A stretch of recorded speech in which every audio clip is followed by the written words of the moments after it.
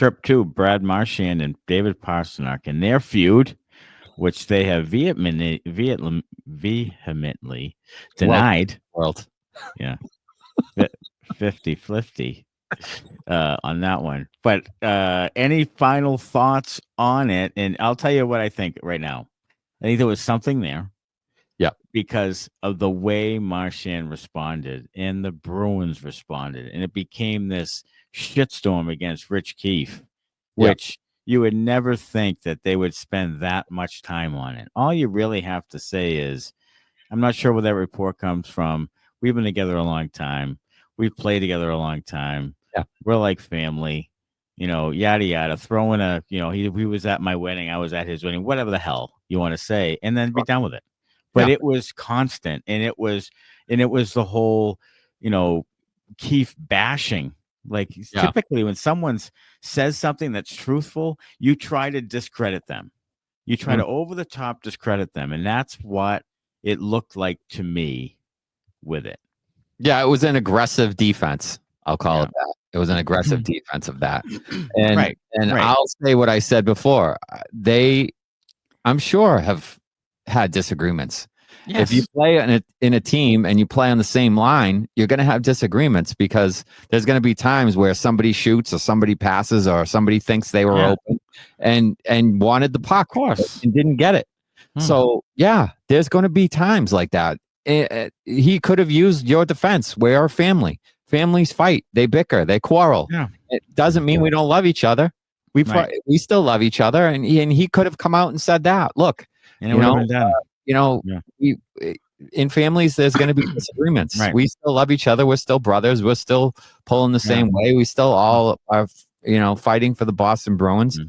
He could have said any of that. I mean, it was over the top defense, in my opinion, of that. And and then you get other people in the media taking shots at Keefe too, which is, that to me that's bullshit. It really is. Like, it is. It's one thing. It's one thing if the team's doing it because they're the ones that are technically under attack. But for other media people to come out and take shots at the guy, like, you haven't reported anything ever, nothing, ever. And, and he comes out with things, putting himself out there. And, if he got it wrong, he got it wrong. But, for other media people to be taking shots at him, I think is ridiculous. Especially some of them who are barely in the business anymore. Well, that's what their own bullshit. That's that. There you go. So I'm not going to name names, but that's what I'm saying. But that's what I'm saying. And I'll tell you what. Here's the other thing about it is that with a guy like Keefe, who was right, like the last 2 or 3 times he reported things on the Bruins, who was right. He obviously has a decent source that he stands behind, and he still stands behind it. That there was something there. Sure. So that's so fine. But to just, to have other writers say, well, there's no way that happened. Well, how do you know that? How do you know? You don't even know. You have no idea who the source was, where it came from, or what type of validity there was. But you're so adamant that it's completely that he completely made it up is just ridiculous. Like, just shut up. Shut up. Producer Connor wants to chime in. Okay. One other caveat here. Yeah. You can't come to Marchand's defense as a media member and slam another media member when your fucking cover photo on social media is you and a player that you allegedly cover, you fucking homer piece of shit. Right. So, well, there's the other thing right there. There's the other thing. Here's the thing. And in some cases, there might be some sort of relationship between media and player, but I'm telling you, Brad Marchand is not your buddy. So cut the crap with this. I'm getting behind Brad Marchand. We're going to put our picture, me and him, up there. Like, he doesn't give one rat's ass about you.